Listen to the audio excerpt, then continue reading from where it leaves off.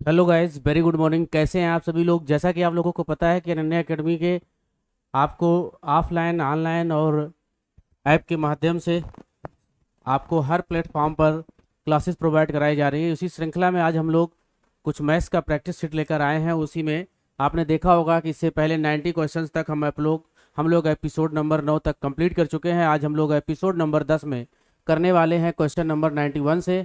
तो एक बार सभी लोग ध्यान से देखेंगे कि इस तरह के प्रश्नों को हम लोग कैसे करते हैं। तो जैसे देखिए, आपका पहला क्वेश्चन यहाँ पर स्क्रीन पर है। पहला क्वेश्चन आपके स्क्रीन पर आप देख पा रहे हैं। चलिए, तो पहला क्वेश्चन आपकी स्क्रीन पर है भाई।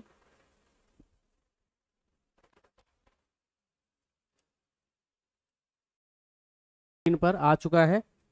तो जैसा कि आप लोगों को दिख रहा होगा, आसान सा प्रश्न है। बहुत ही अच्छे तरीके से हमें इसे टैकल करना चाहिए। ध्यान से देखिए, लिखा हुआ है दो संख्याओं का अनुपात 3:7 है। इनमें से प्रत्येक में 6 जोड़ने पर यह अनुपात 5:9 हो जाता है। जोड़ने पर यह अनुपात 5:9 हो जाता है। वो संख्याएं ज्ञात कीजिए। तो सिंपल सी बात है, अगर हम लोग इसको इनकाउंटर स्टाइल में करें तो सीधा ऑप्शन पे अटैक करेंगे। ऑप्शन पे अटैक करने का मतलब ये है, इस प्रश्न को उल्टे वे में सोचिए कि यानी कि इस समय जो हमारे पास संख्याएं हैं उनमें क्या है, 5:9 का अनुपात है। सिंपल है बात ये, सीधा सीधा 5:9 का अनुपात है। इस समय जो प्रश्न आपके सामने है उसमें 5:9 का अनुपात होना चाहिए। तो आप देखिए, पहला आपका स्क्रीन पर लिखा हुआ क्वेश्चन, पहला ऑप्शन है 9:21, 9:21। क्या इसमें 5 और 9 का अनुपात है? आप सोचिए ध्यान से, इसमें तो नहीं है। 5 और अनुपात नहीं है ना, कुछ करने की जरूरत नहीं है। यहाँ पर देखिए जैसे लिखा है 15:35।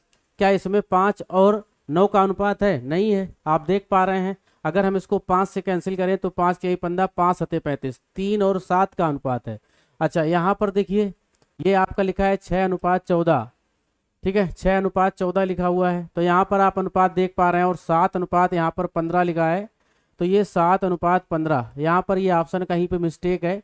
हम लोग इसको शुरुआत से करके देख लेते हैं, क्योंकि ऐसे डायरेक्ट आपका आंसर यहाँ पर मैच नहीं कर रहा है।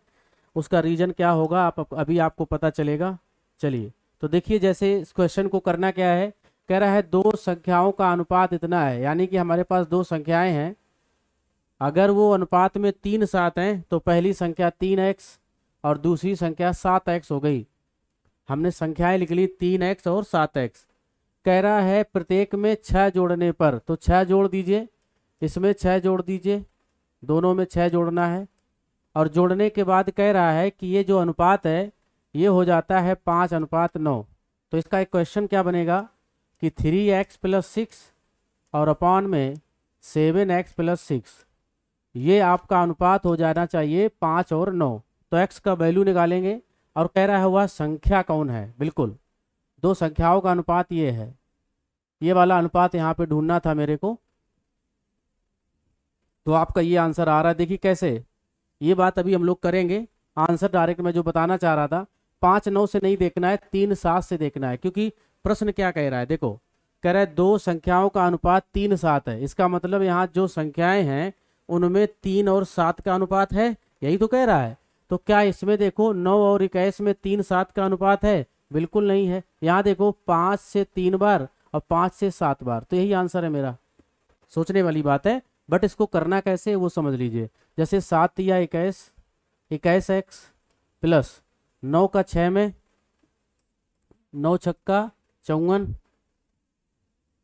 और इज इक्वल टू लगा के आप इसके साथ इसका क्रॉस प्रोडक्ट करेंगे तो 7×35 एंड प्लस 6×5 30। ठीक है, ये हो गया 35 का x। 35x इधर आएगा 21x में। तो ध्यान से देखिए, 35 और 21 में कितने का डिफरेंस है? 9 और 5 14, यानी कि 14। 14x इक्वल टू, इसमें देखिए कितने का डिफरेंस है, आपको दिख रहा होगा। ठीक है, तो 30 और 20, यानी कि यहाँ पर 24। तो आप यहाँ से देखिए x इक्वल टू कितना आ रहा है भाई, 24। 24 बटे आपका ये 14, x का वैल्यू आ गया आपका 24/14। ठीक है, 6×5 30, 7×35, ये वैल्यू 9×3 27 आना चाहिए। यहाँ पर डिफरेंस तभी क्लियर नहीं हो रहा, 9×3 27। तो 27 और 35 में डिफरेंस कितने का है? देखिए 5, 5 इधर है और 3 इधर, 5 3 8, यानी कि ये वैल्यू 8 आएगी भाई। ठीक है। तो यहाँ आ जाएगा जब 8 तो कितना होगा, 8 त्रिका 24, यानी कि x जो है वो 3 आ गया। अब यहाँ से आपको वैल्यू बनाना है तो वैल्यू आप बनाएंगे, यहाँ से देखिए वैल्यू क्या बनेगी, 3 इंटू 3, ये देखिए 3 3 3 जा 9 हो गया, यानी कि एक मिल गई 9 और दूसरी क्या मिल गई 21। ठीक है, ये देखो 9:21, यानी कि ये पहले में ही जा रहा है। यानी कि देखिए जो लिखा है 9:21, ये क्या है, 3 त्रिका 9 और 3 सत्ते 21। अनुपात यहाँ पर भी आपको मिल रहा था 5 तेई 15 और 5 सत्ते 35, लेकिन समझने वाली बात ये है कि ये वाली बात सही क्यों है, ये वाली बात गलत क्यों है, जबकि अनुपात दोनों में सेम है। तो यहाँ पर बात समझो कि अगर मेरे पास 9 और 21 रहेगा, तभी 6 जोड़ने पर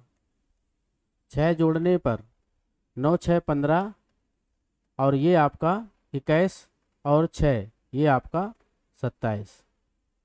ये जो आएगा इसमें आप देखेंगे 3 5 15 और 3 अमा 27, जोड़ने पर अनुपात 5 9 होना चाहिए था, जो कि 9 और 21 में ही हो पाएगा, 15 और 35 में नहीं हो पाएगा। क्लियर है बात ये।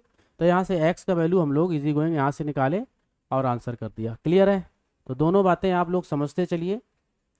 यहाँ पर अब ध्यान से एक बात, इसी प्रश्न को एक और तरीके से समझिए कि वो ये कह रहा है 3 5 का अनुपात है। हाँ ठीक है, 3 5 का अनुपात है, लेकिन आप चेक करिए यहाँ पर देखिए 3 5 का अनुपात है तो 9 और 21, 3 और 7 का, 3 त्रिका 9, 3 सत्ते 21, बिल्कुल सही बात जा रही है। दूसरा देखिए 15:35 है, यहाँ भी 3:7 जा रहा है, ये बात भी बिल्कुल सत्य है। आगे देखिए यहाँ पर 6:6 और 14 का है, तो यहाँ पर देखिए 2 तिया 6 और 2 तिया 6 और 2 सत्ते 14, और यहाँ देखेंगे तो ये 7:15 है, ये तो अपने आप ऑलरेडी सिंपलेस्ट में है, तो 7:15 हो गया। हमारे पास ये जो बात है वो 3 ऑप्शन में मैच कर रही है। अब हमको ये देखना है कि किसमें 6 जोड़ने पर अनुपात 5:9 हो जाएगा। तो 6 जोड़ने पर आप पहले वाले में चेक करिए, तो जैसे ही पहले वाले में चेक करेंगे तो 9 6 15 और इधर देखिए 21 और 6 27। क्या ये देखिए 5 से काट 3 से काटे 3 5 15, 3 अम्मा 27, तो 5:9 मिलना चाहिए कि क्या करने पर, 6 जोड़ने पर, तो वो सिर्फ इसी में मिल पा रहा है, तो ये इसका ये राइट आंसर हो जाता है। क्लियर है बात ये। चलो आगे बात करेंगे हम लोग नेक्स्ट क्वेश्चन पे। तो नेक्स्ट क्वेश्चन आपके स्क्रीन पर क्वेश्चन नंबर 92, बहुत ही बेहतरीन क्वेश्चन होगा। चलिए, कह रहा है दो धन पूर्णांकों का अंतर 3 है। कोई 2 धन पूर्णांक हैं, उनका अंतर a माइनस बी करते हैं तो 3 आता है, तथा इनके वर्गों का अंतर, कह रहा है वर्गों का अंतर 33 है। तो वर्गों का अंतर का मतलब ये है कि a square minus B square, इसका जो अंतर है वो 33 है। तो कह रहा है वो पूर्णांक बता दीजिए। तो जब आपके पास ऑप्शन ऑलरेडी गिवन है, क्योंकि ये समेटो पेपर में नहीं आने वाली ये बात कि समेटो है, तो जब आपको ऑप्शन ऑलरेडी गिवन है तो आपको ये फिर करने की ज़रूरत नहीं है। आप आसान तरीके से वहीं से सीधा ऑप्शन पे अटैक करके आंसर मारिए। जैसे देखिए दोनों का अंतर 3 होना चाहिए, देखिए इसमें 5 और 8 का अंतर 3 है, हाँ अंतर तो 3 है, इसमें भी अंतर 3 है और इसमें भी अंतर 3 है। अब बात ये कर रहा है ए स्क्वायर माइनस बी स्क्वायर 33 आ जाए, तो अगर हम पहला वाला लेते हैं, सोचिए तो 8 का स्क्वायर और 5 का स्क्वायर 33 मिल जाना चाहिए, तो 8 8 64 होता है और ये 25 होता है। तो क्या 25 और 64 का डिफरेंस जो है वो 33 है? नहीं है, बिल्कुल नहीं है। क्यों नहीं है? देखो 14 में से 5 कम कर देंगे तो 9, यहाँ एक कम हो गया, 5 में 2 गया 3, 39 आ रहा है। इसका मतलब ये तो आंसर नहीं है मेरा। हम दूसरे वाले पे करते हैं 9 का, तो 9 से करेंगे तो कितना आएगा भाई, 9 9 जा 81 और घटा दीजिए किसमें, 36। ठीक है, तो देखिए 11 से ये 6 जाएगा तो लास्ट में 5 मिलेगा, ये आंसर आपका नहीं होगा। ये दोनों आंसर आपके नहीं है। बात करते हैं 7 और 4 पे। तो 7 का स्क्वायर होता है 49 और देखिए 4 का होता है 16। अगर आप डिफरेंस करेंगे तो 9 में से 6 गया 3, यहाँ एक कम हो गया, तो भाई सॉरी कम नहीं हुआ, 4 में 3 एक गया 3, तो देखिए आपको मिल रहा है सीधा सीधा, तो सी इसका राइट आंसर बन जाता है। जब आपको चीज़ें इजी गोइंग मिल रही हैं तब फिर आपको ऑपरेशन करने की ज़रूरत नहीं है, ज़्यादा ज़्यादा आपको उसको कॉम्प्लिकेटेड बनाने की ज़रूरत नहीं है। आप आसान तरीके से जब आंसर मिल रहा है तो फिर ऐसा नहीं करना है। लेकिन बस थोड़ा सा आपको ये भी सोचना है कि कुछ लोगों की ये डिमांड रहती है कि नहीं सर, अगर हम ऑप्शन पे काम नहीं करते हैं तो हम क्या करना चाहिए। तो उन लोगों के लिए भी इसको करने की तरीके हैं। आप अंतर 3 है और स्क्वायर जो है वो आपका 33 है। आप जानते हैं कि ये जो लिखा है, ये लिखा है A plus B and A minus B. ये देखिए वर्गांतर का सूत्र लगा हुआ है, तो ऐसे ही ये बराबर है 33 के। तो आप ध्यान से देखिए कि ए प्लस बी डिफरेंस मुझे गिवन है, मैं इसको इधर कर देता हूँ, जाएगा नीचे तो 10 कर देगा, 11 कर देगा, ठीक ना। चलिए, तो ये आपको 11 कैसे किया देख पा रहे हैं, 3 इधर जाके काट देगा, क्लियर है ना। तो आपको ए प्लस बी इतना मिल गया और ए माइनस बी इतना मिल गया है। दोनों को सॉल्व कर दीजिए, ए माइनस बी बराबर 3 और ए प्लस बी बराबर आपका 11, ठीक है। तो यहाँ से देखिए अगर ये कैंसिल होगा तो ये 2a बराबर हो जाएगा 14, तो a बराबर आपका आ जाएगा 7। तो जब a बराबर 7 आ गया है तो 7 माइनस बी बराबर 3 है, तो b बराबर आप सीधा रख सकते हैं 4। तो ये उन लोगों का क्वेश्चन है, तरीका है। जो लोग कहते हैं नहीं ऑप्शन से नहीं कर पाएंगे तो वो ऐसे कर सकते हैं, फिर ये इसका परंपरागत तरीका होगा, ट्रेडिशनल तरीका होगा, आप ऐसे भी कर सकते हैं, नो डाउट। चलिए आगे हम बात करते हैं नेक्स्ट क्वेश्चन पे। नेक्स्ट क्वेश्चन आता है 93 पे बात करते हैं। कह रहा है दो संख्याएं 1:5 के अनुपात में है तथा इनका गुणनफल 320 है, इन संख्याओं का योग क्या होगा। बेहतरीन क्वेश्चन होगा। आपके पास दो संख्याएं हैं जिनका आपको रेशियो दिया है 1:5, देन इसका प्रोडक्ट दिया है। तो ध्यान से देखिए, अगर मैं इसका प्रोडक्ट करूं तो जब मैं इसका प्रोडक्ट करूंगा तो ये आएगा 5। ये गुणनफल है, यानी कि ये जब गुणा होता है तो ध्यान रखना है सामने वाली जो संख्या है वो कैसे काम करेगी। ये हो गया 320। अगर यहाँ पर मैं 1 की बात करूँ तो ये हो जाएगा 5 छक्के 30 और 5 चौका 20। याद रखिएगा जब भी 1 की वैल्यू निकालनी होगी तो ये जब इधर जाता है तो इस फॉर्म में काम करता है, ये ऐसे काम करता है, ध्यान रखिएगा, ठीक है ना, ऐसे। तो यहाँ से अगर हम 1 का वैल्यू निकालना चाहेंगे तो हमारे पास 8 आएगा, 1 प्लस और माइनस दोनों में आएगा, ध्यान रखिएगा, क्योंकि वही तरीका है। अगर आप x ले लेंगे दोनों को तो ये 5x स्क्वायर हो जाता है, कुल मिला के ये बात है, ठीक है ना। तो मैं यहाँ पे इसको इसलिए चढ़ा रहा था ताकि आपको ये बात डायरेक्ट समझ में आ जाए, लेकिन नहीं समझ में आनी है तो आप ऐसे भी कर सकते हैं इसको हटा के। अब यहाँ पर जब x स्क्वायर बराबर 64 होगा तो 1 कितना आ जाएगा 8, ठीक है। अब वो ये कह रहा है कि उन संख्याओं का योग कितना होगा। तो ध्यान से देखिए, अगर मैं इसमें योग करूँ तो 6 के बराबर आएगा, और 1 के बराबर अगर 8 है तो 6 के बराबर कितना भाई, योग देखो 5 और 1 6, तो आप करेंगे तो 6 48, 8 छक्का 48 आ गया भाई। तो ये 48 आपका आंसर बन गया। ये बात समझ में आ रही ना, चलो क्लियर है। चलो नेक्स्ट क्वेश्चन देखो, क्वेश्चन नंबर 94 देखो, आ जाओ। कह रहा है यदि 3 क्रमागत प्राकृत संख्याओं के वर्गों का योगफल 110 है, ठीक है ना, तो इनमें से सबसे छोटी प्राकृत संख्या क्या है। देखो कभी कभी क्या है, अरिथमेटिक में आपको दोनों तरीके से सोचना चाहिए। आपके पास ऑप्शन है तो अगर हमारे पास ऑप्शन पे डायरेक्ट अटैक करने पर आंसर इजी गोइंग मिल जा रहा है तो फिर क्यों, क्योंकि हमारे पास 4 ही ऑप्शन तो हैं, हम उन्हीं चारों ऑप्शन पे खेलेंगे और हमारे पास सीधा सीधा क्वेश्चन जहाँ पूरा मैच कर जाएगा वही आंसर हो जाएगा। नहीं तो परंपरागत तरीके होते हैं, ऐसा नहीं है कि प्रश्न के आपके ट्रेडिशनल तरीके नहीं होते, होते हैं, कर सकते हैं, बट अगर हमको आंसर इजी गोइंग मिल रहा है तो हमें उस बात पर जाना चाहिए, ठीक है। जैसे उसने ये कहा है कि 3 क्रमागत प्राकृत संख्याओं के वर्गों का योगफल 110 है, तो कह रहा है इनमें से सबसे छोटी प्राकृत संख्या है। तो आप ये बताओ यहाँ पर जो ये लिखा है ये हमारी सबसे छोटी प्राकृत संख्या होगा कि नहीं होगा, पहले ये बताओ, होगा ना। तो अगर हमारी सबसे छोटी प्राकृत 7 है, सोचो छोटी ये है और 3 क्रमागत लेना है, तो 7 के बाद 8 आएगा, 8 के बाद 9 आएगा। समझिएगा बड़े ध्यान से। और योगफल कितना करना है? 110 किसका?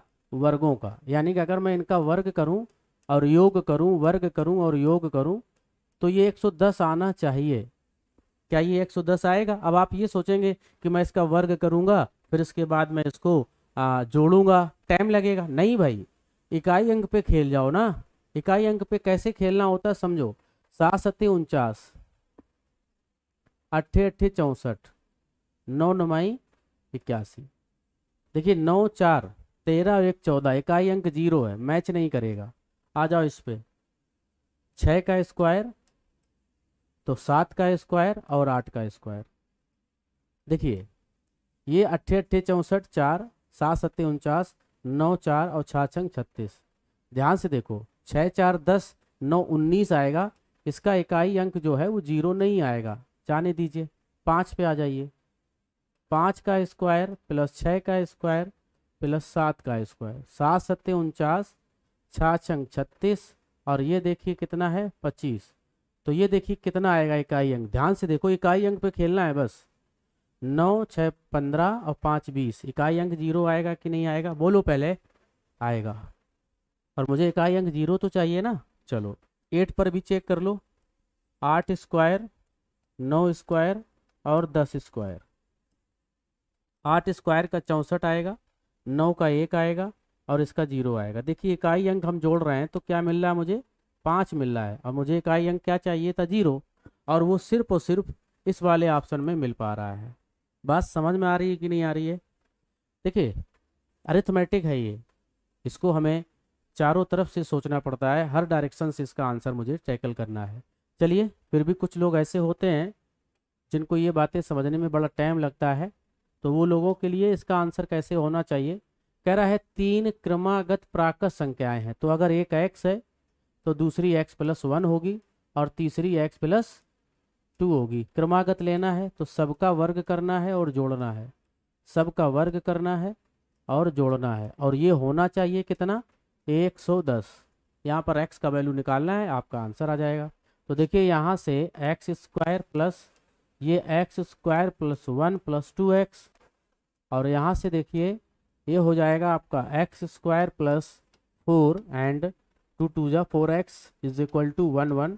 क्लियर है? कोई डाउट है तो तुरंत आप लोग बताएंगे मुझे। अच्छा देखिए, एक एक्स स्क्वायर ये, एक ये और एक ये, यानी कि 3 तो एक्स स्क्वायर हो गए। इसके बाद x का वेरिएबल ये देखिए 2x है, ये 4x है, यानी कि ये 6x हो गया। एंड प्लस में आप देखिए ध्यान से, एक ये 1 एंड ये 4 एंड 5 हो गया, और ये है 110 के बराबर। तो यहाँ से देखिए पहले 3x square and plus 6x, और इस अगर 5 को इस तरफ कर देंगे हम तो ये सिर्फ बचेगा 105। बात समझ रहे हैं कि नहीं? अब यहाँ से देखिए क्या करना है, यहाँ से मैं 3x कॉमन ले लेता हूँ। 3x, चलिए 3x नहीं लेते, 3 ओनली 3 लेते हैं। ऐसा क्यों, समझिएगा। तो ये देखिए जब मैंने इससे कॉमन लिया तो इधर बचा एक्स स्क्वायर एंड प्लस इधर 2x, और ये हो गया 105। अब ध्यान से देखिए इसी बात को हम कैसे लिख सकते हैं। ये 3 इसके साथ डिवाइड कर लेगा तो आपको बचेगा X square plus 2x and is equal to 3। जब इसको डिवाइड करेगा तो 3 3 जा 9 एंड 3 5 जा 15, यानी कि 35 दिया 105। तो अब आपका ये वैल्यू बन गया क्या? एक्स स्क्वायर प्लस 2x और माइनस 35 इज इक्वल टू 0। ठीक है, अब आपको क्या करना है, ये क्वाड्रेटिक इक्वेशन बन गया। तो क्वाड्रेटिक इक्वेशन को सॉल्व करने का क्या तरीका होता है?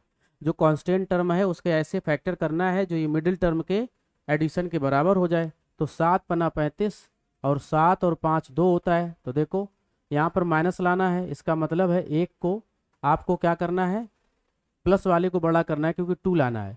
तो 7x माइनस 5x, और यहाँ से देखिए माइनस का 35 इक्वल टू 0। तो आपने देखा यहाँ से जब हम x कॉमन करेंगे तो x प्लस 7 आएगा और एक तरफ आएगा x minus 5 is equal to 0। देखिए यहाँ से हमको x की 2 वैल्यू मिलेंगी, एक तो माइनस का 7 और एक x बराबर ओनली 5। ध्यान से समझना है दोनों बातों को। और प्रश्न में आप एक चीज़ देखो बहुत ध्यान से, क्या लिखा है, यदि 3 क्रमागत प्राकृत संख्याओं के वर्गों का योगफल 110 है तो इनमें से सबसे छोटी संख्या क्या होगी। तो हमसे कौन सी संख्या की डिमांड कर रहा है, प्राकृत मतलब नेचुरल, और जो नेचुरल नंबर होते हैं वो आपको पता है वो 1 से स्टार्ट होते हैं, 1 2 3 ऐसे चलते हैं। तो यहाँ पर हमको x की 2 वैल्यू मिली है, एक -7 एक 5। तो -7 तो नेचुरल नहीं है, इसका मतलब ये जो 5 है यही मेरा आंसर है। तो 5 यानी कि सी इसका राइट आंसर हो गया। 2 तरीके हैं आपको करने के, कैसे भी आप कर लीजिए, जहाँ से भी आपको इजी गोइंग आंसर पड़े आप ऐसे कर सकते हैं। चलिए अब हम बात करेंगे नेक्स्ट क्वेश्चन, क्वेश्चन नंबर 95 पर। 95 में देखिए क्वेश्चन बेहतरीन कह रहा है, यदि एक संख्या 5 से अधिक लेकिन 9 से कम है, मतलब वो ये कह रहा है कि एक संख्या 5 से अधिक है तो 5 से अधिक लिखना है, 5 से बड़ी, 5 से बड़ी लिखो 6 7, और देखिए आगे कह रहा है 9 से कम करना है तो 7 8, 9 से कम रहना चाहिए और 5 से बड़ी रहना चाहिए कह रहा है। और 7 से अधिक, 7 से अधिक, अब 7 से बड़ी तो यही है कह रहा है, लेकिन 11 से कम, तो ये 11 से भी तो कम है, 11 से भी कम है भाई, ठीक है।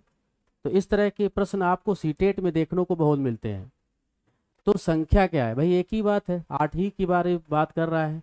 तो अब ऐसे प्रश्नों में आप अगर कोई परंपरागत तरीका लगाएंगे, ट्रेडिशनल करेंगे, माना एक्स ऐसे ऐसे, तो ये कॉम्प्लिकेटेड हो जाएगा। तो ऐसे प्रश्नों को आपको स्टेटमेंट से ही करना होगा। तो चलिए आगे बात करते हैं नेक्स्ट क्वेश्चन पे। चलिए आ जाओ 96 पर। हाँ ये प्रश्न बहुत बेहतरीन होगा, इसको करने में आपको मजा आएगा। लिखा हुआ है ABC, देखो कह रहा है, क्वेश्चन है ABC में रुपए 555 की राशि 1/4, 1/5 और 1/6 के अनुपात में बांटी जानी थी, परंतु गलती से ये 4 5 6 के अनुपात में बांट दी गई। तो सी को कितनी राशि अधिक मिली, इसके बारे में बात करना है। आप देखिए ध्यान से, रुपए कितना है 555, रुपए 555 है, इधर भी रुपए 555 है, ध्यान से समझिएगा। तो यहाँ पे क्या किया गया, यहाँ पे किया गया है, इसको जो डिस्ट्रीब्यूट किया गया है ABC में, यहाँ पर जो A और B और C में जो डिस्ट्रीब्यूशन करना था वो क्या करना था, 1/4, 1/5 और 1/6। लेकिन गलती से ये डिस्ट्रीब्यूशन में हो क्या गया, बांटते टाइम ये जो बांटना था वो गलती ये हो गई कि उसको बांट दिया गया किस में, 4:5:6। तो आपसे ये कहा जा रहा है कि ये जो C है और इधर जो ये C है, गलती से C को कितनी राशि अधिक मिल गई। रियल में रियल डिस्ट्रीब्यूशन ये है, वास्तविक में यहाँ बांटना था लेकिन गलती से ये बांट दिया गया। तो आप ये देखिए यहाँ C को कितना मिला और यहाँ C को कितना मिला, दोनों डिस्ट्रीब्यूशन में C को कितना मिला, तो दोनों इधर जितना मिला इधर जितना मिला, डिफरेंस करेंगे C का, जो ज़्यादा मिल गया वो पता चल जाएगा। तो जब इस तरह का डिस्ट्रीब्यूशन होता है तो आपको पता होना चाहिए कि रेशियो कभी भी बटे में अगर रहे, फ्रैक्शनल फॉर्म में रहे, तो कभी भी डिस्ट्रीब्यूशन डायरेक्ट नहीं करना है, डायरेक्ट डिस्ट्रीब्यूशन नहीं हो पाएगा, हमेशा इसको होल में कन्वर्ट करना है, यानी कि इसको पूर्णांक में बनाना है। तो पूर्णांक बनाने के लिए क्या होता है, पूर्णांक बनाने के लिए तरीका ये है कि जो आपके हर होते हैं, यानी कि यहाँ पे 4 5 और 6, इसके जो हर हैं इनका आप क्या करिए, एलसीएम का गुणा कर दीजिए। जैसे 6 है, 6 5 और 4 का जो एलसीएम होगा वो आपका आ जाएगा 60। मतलब कहने का ये है कि 4 5 और 6 का हम पहाड़ा पढ़ें तो कौन सी सबसे पहले ऐसी नंबर होगी जो 4 और 5 और 6 के पहाड़े में सबसे पहले कॉमन आएगी, उसी को हम लोग लीस्ट कॉमन मल्टीपल कहते हैं। तो यहाँ पर भी 60 का गुणा कर दीजिए और यहाँ पर भी 60 का गुणा कर दीजिए। तो जब इसको करेंगे तो 15 चौका 60, इसको करेंगे तो देखिए 12 पंचे 60 और इधर करेंगे तो 10 छक्का 60। यानी कि अब ये डिस्ट्रीब्यूट हो गया किसमें, रियल में। इसको ऐसे बांटना है 10 12 और 15 12 और 10 में। रुपए टोटल कितना है 555, बांटना है 15, 12 और 10 में। तो हमेशा याद रखिएगा, जिस अनुपात में बांटा जाता है तो अनुपात का टोटल ही इसके बराबर होता है। कैसे? देखिए, इसको आप ऐड करिए तो 15, 12, 27 और 10, 37, यानी कि अनुपात में जो वैल्यू है वो 37 अनुपात ही 555 है। और हमें ये देखना है, सी को दिया गया है 10 अनुपात, तो यहाँ से हम 1 अनुपात की वैल्यू निकालेंगे। तो आप ध्यान से देखिएगा कि अगर 37 अनुपात हमारे पास 555 रुपये है तो 1 अनुपात कितना होगा? तो 1 अनुपात की वैल्यू आएगी 555/37 और ये हो जाएगा आपका 15, यानी कि 1 अनुपात बराबर वैल्यू आएगी 15 रुपये। क्लियर? अब जब हमारे पास ये आ गया और हमने सी को कितना दिया है 10 अनुपात, तो इस समय जो सही बांटना था वो 10 अनुपात सी को देना है। 1 अनुपात 15 है तो सी का कितना पार्ट हो गया? 150, यानी कि रियल में हमें सी को देना था 150 रुपये। लेकिन देखो इधर गलती क्या हुई है, कहा गया है कि गलती से उसको ये अनुपात दे दिया गया 6। तो इधर देखिए समेशन क्या है, इधर कितना है? 6, 5, 11 और 4, 15, यानी कि 15 अनुपात की वैल्यू यहाँ पर कितनी है? 555। तो यहाँ से देखिए 1 अनुपात की वैल्यू कितनी हो जाएगी? 555/15। तो 1 अनुपात की वैल्यू आ गई 37। क्लियर? अब यहाँ पे सी को कितना देना है? 6 अनुपात। अगर 1 अनुपात 37 है तो 6 अनुपात कितना हो गया? 6 गुणा में 37, तो कितना हो गया? 7 6 42 और 6 3 18 4 22। अब बात को समझ पा रहे होंगे कि यहाँ पर सही में देना था 150 रुपये, गलती से सी को दे दिया कितना? 222 रुपये। तो कितना ज़्यादा दे दिया? 72 रुपये ज़्यादा दे दिया। डी इसका राइट आंसर हो गया। बात समझ में आ गई कि नहीं? देना था कितना? 150, दे दिया गलती से 222, तो कितना रुपए ज़्यादा दे दिया? 72। क्लियर है? चलो आगे बात करते हैं, नेक्स्ट क्वेश्चन पे बात करते हैं। क्वेश्चन नंबर आपका 97, सिंप्लीफाई। बहुत ही आसान क्वेश्चन होगा, डिटेल में समझना है। इसके लिए मैंने क्लास में बहुत अच्छे से बोर्ड मास को समझाया है, बोर्ड मास को। और वैसे रियल में ये वी बोर्ड मास होता है। वी बोर्ड मास का मतलब होता है ये वैन कॉलम होता है जिसे रेखा कोष्ठक कहते हैं, और बी से होते हैं ब्रैकेट्स, ये छोटा ब्रैकेट, मझला bracket, curly bracket and big bracket. और ये ओ है तो हिंदी में इसका मतलब होता है का, इंग्लिश में इसको लिखते हैं ऑफ। डी से डिवाइड, एम से मल्टीप्लाई, ए से एडिशन और एस से सब्ट्रैक्शन। होता क्या है कि जब किसी क्वेश्चंस में आपको ये सारी चीज़ें मिलती हैं, प्लस माइनस भाग गुणा ब्रैकेट ये सब मिलता है, तो उसको ब्रेक करने का एक सीक्वेंस होता है। तब ऐसे नहीं कि जो मन आए वो पहले कर दो, आपको जो पहले मिल जाए वही पहले कर दो, नहीं। आपको करना क्या है? उसको इस सीक्वेंस में ब्रेक करना है। इसका सीक्वेंस ये है कि पहले वैन कॉलम को रिमूव करना है, फिर ब्रैकेट में भी ये छोटे वाले ब्रैकेट को रिमूव करना है, फिर फ्लावर ब्रैकेट को रिमूव करना है, फिर आपको स्क्वायर ब्रैकेट को रिमूव करना है। ये बात को ध्यान में रखना है, ठीक है। और इसके बाद अगर का है तो उसको आप को मल्टीप्लाई समझ के ऑपरेट कर देना है।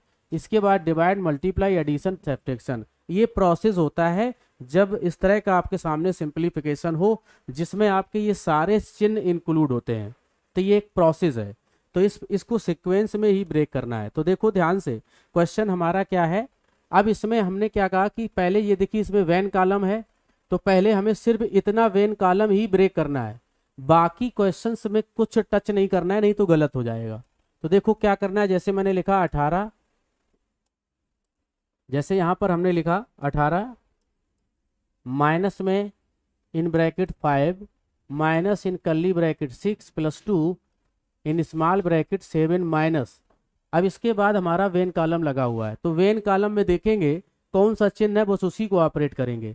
तो जैसे 8 में 5 घटाना, मतलब 8 - 5 लिखा है, तो 8 में 5 जाएगा तो 3 बचेगा। देखिए वेन कॉलम हमारा रिमूव हो गया, ठीक है। अब देखिए जब आपने वेन कॉलम रिमूव कर दिया, अब हमें इन ब्रैकेट्स में ध्यान देना है। इन ब्रैकेट्स में भी ये ध्यान देना है कि पहले हमें ये छोटा वाला ब्रैकेट रिमूव करना है, उसके बाद फ्लावर ब्रैकेट और फिर इसके बाद बड़ा ब्रैकेट यानी कि स्क्वायर ब्रैकेट।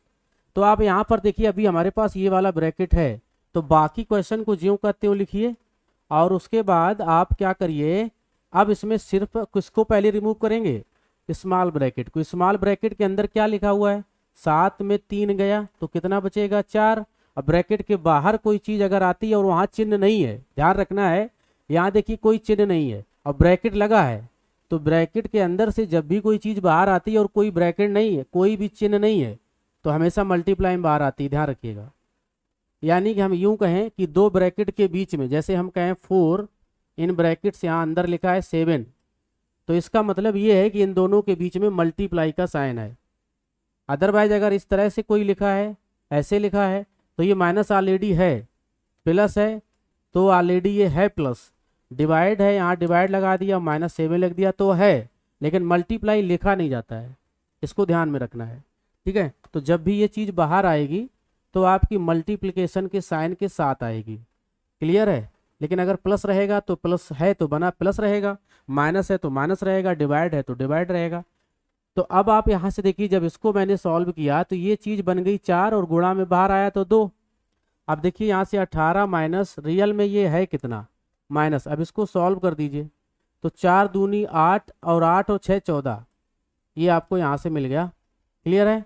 चलो ये बिग ब्रैकेट है और ये बिग ब्रैकेट है, यहाँ पर डबल सॉल्व करेंगे 18 माइनस, अब बिग ब्रैकेट में रह जाइए, देखिए यहाँ माइनस है ना ब्रैकेट के बाहर तो माइनस रहेगा, 5 में 14 गया तो 9, 9 वो भी किसका माइनस का, क्लियर।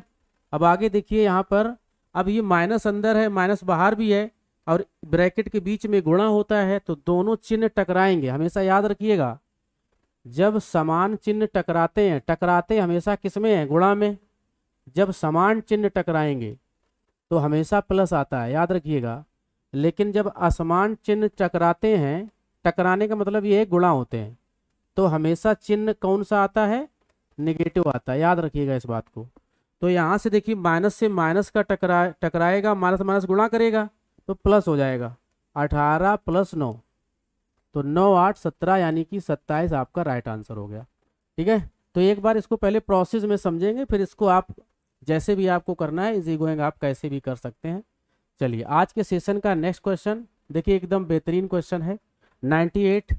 यहाँ से ध्यान से देखिए, वही बात है, कह रहा है का मान आपको बताना है, तो ये भी बोर्ड मास के अकॉर्डिंग चलेगा। तो क्या होगा, 1 डिवाइड का चिन्ह लगा है, 1 + 1 divided by 1 + 1 then divided by 1 + 1, और यहाँ पर ये देखिए क्या है, पहले हम इस वाले ब्रैकेट को ब्रेक करेंगे तो इसमें भी पहले देखना, पहले प्लस नहीं करना, इसमें भी पहले डिमास मतलब डिवाइड पहले आएगा, तो ये हो जाएगा 1/2। बात समझते रहिएगा, 1/2 क्यों हो गया, क्योंकि जैसे ही इसको हमने डिवाइड को मल्टीप्लाई किया तो देन आगे वाला नंबर रेसिप्रोकल हो जाता है।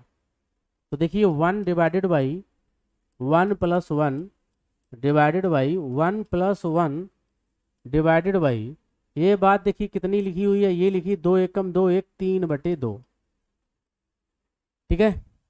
अब यहाँ से आप ध्यान से देखिए, ये 1 divided by 1 + 1 then divided by, ध्यान से देखिए ये क्या लिखा हुआ है, ये बात तो हो गई आपकी यहाँ से। अब ये वाले में आ जा रहा है, चलिए तो यहाँ से देखिए इसको जैसे ही करेंगे 1 प्लस, और ये 1 जैसे इसको हम मल्टीप्लाई करेंगे वैसे हो जाएगा ये 2/3, बस इतनी सी बात समझना है और कुछ नहीं, ठीक है, बाकी सब सिंपल है। तो ये देखिए 1 divided by this 1 + 1 divided by, ये देखिए 2/3 है, 3 1 ज़ा 3 एंड 2, ये हो गया 5/3, ठीक है। अब यहाँ से देखिए अगेन 1 डिवाइडेड बाई, ये फिर से देखिए पलट जाएगा तो ये हो जाएगा 1 + 3/5, ठीक है। तो 5 एकम 5 और 3 8,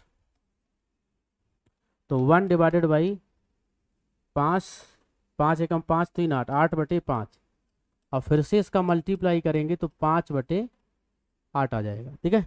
तो 5/8 आपका आंसर यानी कि 20 का राइट आंसर बनता है। चलिए तो नेक्स्ट क्वेश्चन पे बात करते हैं हम लोग, क्वेश्चन नंबर 99, बेहतरीन क्वेश्चन है।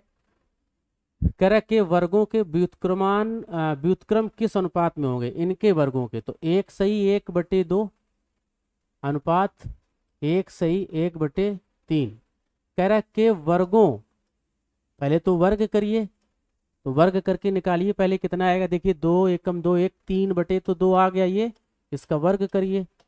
एंड आगे यहाँ पर देखिए ये हो गया 3 एकम 3 और 1 4 बटे 3, इसका वर्ग करिए। तो ध्यान से देखिए ये हो गया 9 बटे 4 और ये हो गया 16 बटे 9। लेकिन उसने देखिए आगे क्या कहा है, वर्गों के व्युत्क्रम किस अनुपात में होंगे। तो इसका अगर व्युत्क्रम करेंगे तो ये हो जाएगा 4 बटे 9 रेसिप्रोकल, और ये हो जाएगा 9 बटे 16। किस अनुपात में होंगे ये पूछ रहा है, तो 4 बटे 9 बटे 9 बटे 16। तो बाहर का बाहर से गुणा अंदर का अंदर से, तो 16 चौका 64 और 9 9 81, यानी कि ये आपका 64:81 के फॉर्म में रहेगा, 64:81। तो ध्यान रखिएगा ये ऑर्डर बहुत विशेष मायने रखता है। देखिए आंसर पलट के भी दिया है, नहीं तो गड़बड़ा जाएगा। चलिए तो नेक्स्ट क्वेश्चन पे बात करते हैं, और इस सेशन का लास्ट क्वेश्चन 100 क्वेश्चन, 100वां क्वेश्चन। बेहतरीन, हम लोगों ने 100 क्वेश्चन की श्रृंखला कंप्लीट कर रहे हैं आज हम लोग, ठीक है। यानी कि हमारे क्वेश्चंस का, प्रश्नों का हमारा जो एपिसोड चल रहा है उसमें प्रश्नों की आज एक शतक पूरा हो गया। कह रहा है कोई क्वेश्चन, कोई संख्या जब 175 से विभाजित की जाती है तो उनका शेषफल 132 आता है। शेष कितना आया, 132। तो कह रहा है उसी संख्या को यदि 25 से विभाजित करेंगे तो शेष क्या होगा। ध्यान रखिएगा जो पुराना शेष है उसी को ले लीजिए और सीधा 25 से डिवाइड कर दीजिए, ठीक है। वही पुराना वाला शेष लेकर के और नई संख्या से विभाजित कर दीजिए। तो देखिए यहाँ पर आपका 25 पंचे 125, तो यहाँ पर आई थिंक 7 छोड़ रहा है, 7 5 12, 7 is the right answer of this question. तो क्लियर हो गई होगी बात, समझ में आ गई होगी बात, ऐसा क्यों होता है। हमने ऑफलाइन क्लासेस में ये सारी बातें समझाई हुई हैं, बस इस पैटर्न को आप लोग याद रखिए। इसके लिए बस इतना ज़रूरी है कि जिससे जो नई संख्या है जिससे हम भाग लगा रहे हैं वो जिसमें पहले भाग लगाई गई थी वो उसका मल्टीपल ही होना चाहिए। इसके लिए बस इतना फैक्ट याद रखना है। बाकी आपको जब भी ऐसे प्रश्न मिलेंगे आपको ऐसा ही करना है, जो शेष बचा था नई संख्या से भाग लगाइए, नया शेषफल आपको मिल जाएगा। बाकी नाम तो सुना ही होगा, सहवाग सर।